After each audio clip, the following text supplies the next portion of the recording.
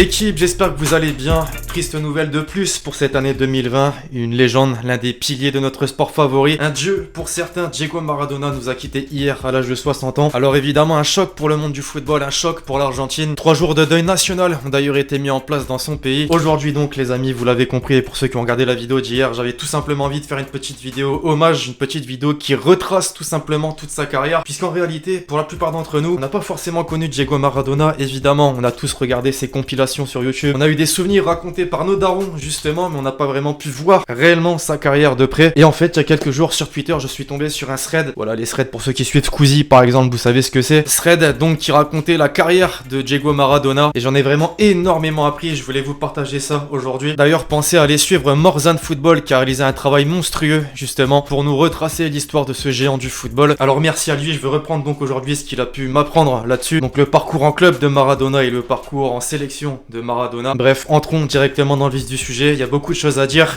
Diego Maradona grandit dans un bidonville de la banlieue de Buenos Aires. Dans la misère, il est rapidement attiré par le sport au ballon rond. Le football prend une grosse place dans sa jeunesse. En revanche, l'école n'est clairement pas son fort. Il y trouve donc rapidement refuge à 10 ans, justement. Il est repéré, réalise sa première détection pour le club d'Argentinos Juniors. On voit déjà son potentiel, il intègre l'équipe. Par la suite, il est très vite médiatisé, il fait des choses balle au pied qui sortent de l'ordinaire. Et ce, malgré son âge. 5 ans plus tard, à seulement 15 ans, 11 mois et 21 jours, El Pibe de Oro fait ses premiers pas en pro. Numéro 16 dans le dos, tu ne lui parles pas d'âge. À seulement 16 ans, il vole carrément sur le terrain, son pied gauche semble être un don du ciel. On lui attribue cette fois-ci le fameux numéro fétiche, le numéro 10. En 80, à la veille d'un match face à son futur club de Boca Juniors, le gardien justement Hugo Gatti s'en prend au petit génie en disant qu'il n'est pas grand chose, qu'il est un petit gros et que les journalistes en font trop. La réponse de Diego, évidemment, fallait qu'elle se fasse sur le terrain. Il inscrit un quadruplé, par la suite il fait son temps dans le petit club des Argentinos Juniors. C'est quand même 167 matchs pour 115 buts pour le premier club de son histoire. Et forcément, plus les matchs passent, plus les gros clubs commencent à s'intéresser à lui. Au pays, c'est souvent River Plate et Boca Juniors qui se battent pour les plus belles pépites. Mais le phénomène argentin a un rêve, celui de jouer pour Boca. Il signe là-bas. Dès son premier match, il inscrit un doublé face à Talares. Tiens, signe du destin. C'est le même adversaire qu'il a joué lors de son premier match pro avec les Argentinos Juniors. Il devient déjà l'idole de tout un peuple. Quelques semaines plus tard, face à l'éternel rival River Plate, dans une bombonera en ébullition d'ailleurs, il marque une fois de plus un doublé, dont ce but qui montre sa facilité pour se débarrasser du gardien adverse. En enchaînant les bonnes performances, il permet donc à Boca Juniors de remporter le titre national en 81. Un trophée important finalement, puisqu'écoutez bien, c'est le seul trophée dans la carrière de Diego Maradona sur sa terre natale. Le rêve est accompli donc, mais prend déjà fin. Déjà, et oui, puisqu'après 40 matchs, 28 buts, de grandes émotions avec son club, tant aimé justement, il décide de quitter le pays. Il est transféré au FC Barcelone contre 7,6 millions d'euros. Un record mondial à cette époque. Voilà, c'est comparable à Neymar vers le PSG pour 222 millions d'euros aujourd'hui. Son transfert fait donc couler beaucoup d'encre. Son talent est incontestable, mais sa personnalité, en revanche, interroge le public catalan. Le public est vite rassuré dès ses premiers matchs. Néanmoins, une hépatite viendra freiner les débuts de Maradona en Blaugrana. Heureusement, il est de retour au printemps 83. Il compte évidemment finir sa première saison sous ses nouvelles couleurs de la meilleure des manières possibles. C'est ce qu'il fait. Il inscrit un triplé au Camp Nou. Quelle aisance, balle au pied, c'est incroyable. Lors de cette saison 82-83 donc, il n'a joué qu'une vingtaine de matchs et pourtant, il est élu meilleur joueur du championnat espagnol. Mais cette saison n'est pas finie. Il reste une finale de coupe à jouer au Santiago Bernabéu face au grand rival madrilène. But légendaire pour le jeu argentin devant un public debout. La saison suivante, en septembre 83, le Barça reçoit l'Athletic Bilbao au Camp Nou. Maradona est prêt pour faire les choses en grand. Malheureusement, il est victime d'un tacle assassin. On lui brise littéralement la cheville pendant que la Ligue espagnole inflige 18 matchs de suspension à l'auteur de cet attentat. Beaucoup s'inquiètent évidemment. Pour Maradona, heureusement, les meilleurs traitements lui sont prodigués. Il revient quelques mois plus tard et là, on commence à voir son vrai caractère. En plus d'être en froid avec son entraîneur, tout ce qui se passe en dehors du club, l'extra-sportif, l'agace littéralement. En finale de coupe, il retrouve l'équipe de son bourreau et ça part en émeute générale. Un scandale donc qui provoque son divorce prématuré avec le Barça. C'était son dernier match. Si cette fin fait partie des moments les plus mauvais de sa carrière, ce qui va suivre restera à jamais gravé. Le 5 juillet 84, il rejoint l'Italie et le club de Naples pour un prix record. Le San Paolo l'accueille en rockstar. D'ailleurs les amis, j'ai vu les dirigeants du club de Naples veulent tout simplement renommer le San Paolo en Diego Maradona, Diego Armando Maradona. Fin de l'aparté, lors de sa présentation, 75 000 personnes dans un stade plein donc acclament son nom. Les supporters espèrent avoir enfin trouvé leur sauveur. car en fait faut pas oublier qu'à ce moment précis, Naples n'est pas encore un grand club, c'est un club moyen en fait qui joue le ventre mou du championnat, le maintien. La première saison 84-85, sa première donc est plus considérée comme une saison d'acclimatation, d'apprentissage. Il est impliqué, il veut redorer le blason napolitain, mais n'inscrit que 14 buts et Naples termine 8ème du championnat. Malgré tout, le peuple napolitain tombe directement amoureux du génie. Il s'identifie même à lui en voyant qu'il prend de son temps pour faire des matchs de charité par exemple. La saison suivante, le club commence à monter vraiment en puissance et termine 3ème du championnat. Si l'on doit retenir un moment marquant de cette saison 85-86, c'est sans aucun doute ce but sur coup franc face à la Juve de Platini. Regardez-moi quand même ce toucher de balle. Revenu de son mondial triomphal, donc cette fameuse Coupe du Monde 86, Maradona a un nouveau statut à Naples. Il n'est plus seulement une star, mais un demi-dieu. Le club fait un départ canon en ne perdant aucun des 8 premiers matchs. Le 9ème, justement, s'annonce grandiose. Naples se déplace sur la pelouse de la Juventus. Une nouvelle confrontation donc entre les deux meilleurs joueurs du moment, Maradona et Platini. C'est l'Argentin qui l'emportera. Ce match, cette victoire à Turin aurait été un déclic. Emmené par le trio Maradona, Giordano, Careccia, la Magica comme on dit en Italie, Naples réalise une saison quasi parfaite. Le 10 mai 87, pour la première fois de l'histoire, une ville du sud de l'Italie remporte le Scudetto. Une journée complètement historique. Pour Diego, c'est la consécration ultime. Il est venu il y a 3 ans rejoindre une équipe dans les bas-fonds du championnat et l'a donc emmené au sommet du foot italien, du jamais vu. Il devient tout simplement une idole du peuple. Des premières fresques à son effigie sont réalisées. En attendant, en plus du titre de champion d'Italie, le Naples de Maradona s'impose facilement en finale de la Coupe d'Italie face à l'Atalanta. 2 trophées donc pour un changement de dimension. La saison 87-88 tient elle aussi ses promesses. Maradona termine meilleur buteur d'Italie, cependant Naples n'obtiendra qu'une 2ème place de championnat, tout proche de conserver son titre et sort sèchement au premier tour de la C1. Mais bon, forcément c'était juste un tremplin. Lors de la saison suivante, 88-89, Naples se heurte à l'Inter Milan en championnat et termine une fois de plus à la 2ème place. En revanche, la campagne européenne va faire chavirer tout un peuple. Pour les premiers tours de la compétition, le Napoli élimine consécutivement le PAOK Salonique, le Lokomotiv Leipzig, puis les Girondins de Bordeaux. En quart de finale aller, Maradona et ses coéquipiers s'inclinent 2-0 contre la Juve, mais inverse la tendance au retour. Les demi-finales face à l'ogre d'ailleurs de 2020, le Bayern. Ce qu'on retiendra de cette soirée, essentiellement cet échauffement mythique de Maradona, cet enjaillement sur Life is Life de Opus.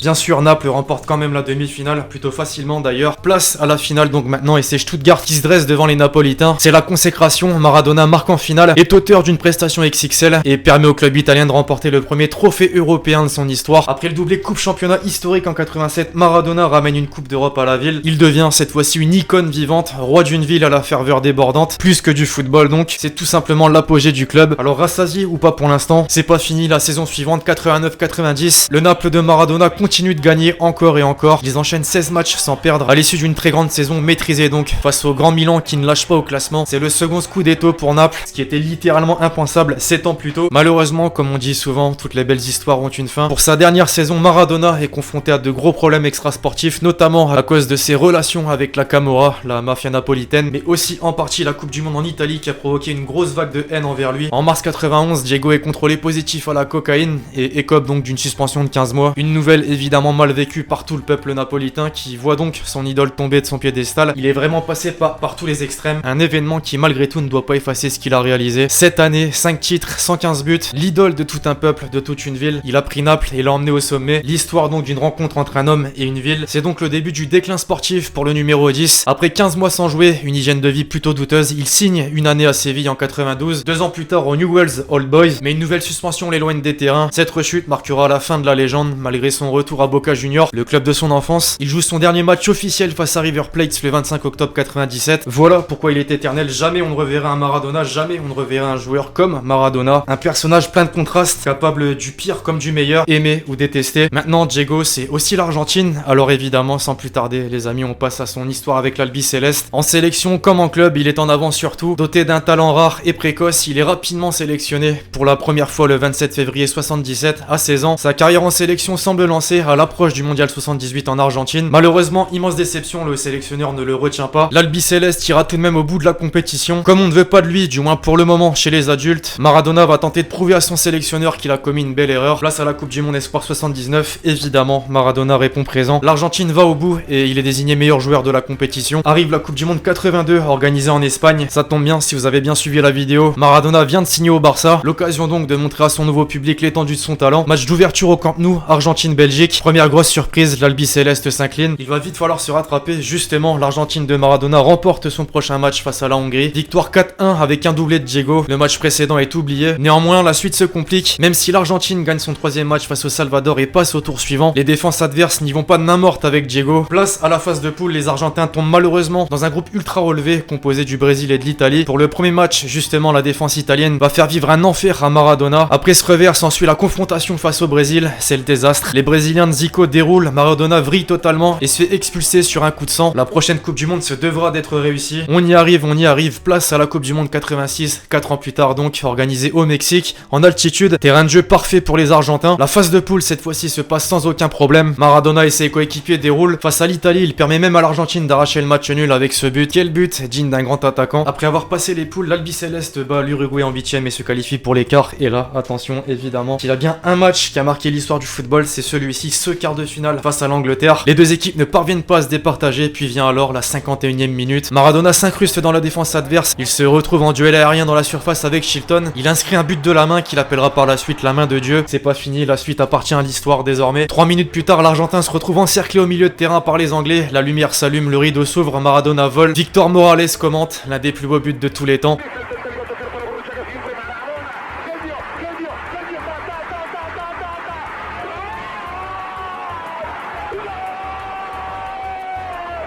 Alors pour ceux qui ont vu le thread, vous allez me dire ouais mais Lexi en fait tu fais que de reprendre ce qui a été dit dans le thread. En fait il a tellement bien raconté que je peux pas faire autrement que de reprendre voilà tout simplement quelques mots. Je me répète encore une fois, n'hésitez pas à aller follow Morzan Football. C'est grâce à lui vraiment que j'ai appris le plus de choses sur Maradona. Ce quart de finale de Coupe du Monde donc restera dans l'histoire du football. Maradona en est l'acteur principal. Un but d'une triche assumée, un autre où le génie a parlé. Le contraste encore là, mi-ange, mi-démon, un peu donc comme Diego Maradona. En demi-finale, la Belgique se redresse sur le chemin des Argentins. Score final, Maradona 2, Belgique 0. Il l'a encore fait, il a porté son équipe, il a porté son pays jusqu'en finale de la Coupe du Monde. Devant 115 000 personnes dans le stade, l'Argentine n'est plus qu'à une seule marche du bonheur. Il faut battre l'Allemagne de l'Ouest. Rapidement, les Argentins prennent l'avantage, font le break, mais la force de caractère des Allemands leur permet d'égaliser. 84e minute, Diego fait partir l'un de ses coéquipiers. C'est le troisième but, le but qui envoie l'Argentine au paradis. Maradona remporte la Coupe du Monde en étant décisif dans absolument tous les matchs de la compétition. C'est la consécration d'une légende, d'un dieu. Cette photo d'ailleurs est tout simplement iconique. Pour le petit rappel, à seulement 12 ans, il avait été interviewé et on lui demandait quel était son rêve. Il avait répondu jouer et gagner la Coupe du Monde. Un rêve de gamin donc de plus devenu réalité. 4 ans plus tard, en 90, nouvelle Coupe du Monde qui se déroule cette fois-ci en Italie. Maradona connaît évidemment bien ce pays puisqu'il y joue depuis quelques années. Le Diego, il crée une vaste polémique tout simplement puisqu'il incite les Napolitains à le supporter lui plutôt que l'Italie. C'est plutôt difficile. En phase de poule, l'Argentine est méconnaissable par rapport à 86 et se fait très peur. Elle termine 3ème de son groupe. Par miracle, elle parvient quand même à se qualifier pour la suite. Quoi de mieux qu'un Brésil-Argentine dès les 8ème. Les Brésiliens dominent les Argentins, mais les Brésiliens n'ont pas Diego. Match plié, place au quart de finale contre la Yougoslavie. Un match plutôt fermé, décevant même et haché, qui ira jusqu'à la séance de penalty. Maradona se foire, mais ses coéquipiers font le travail et qualifient donc l'Argentine. Et là,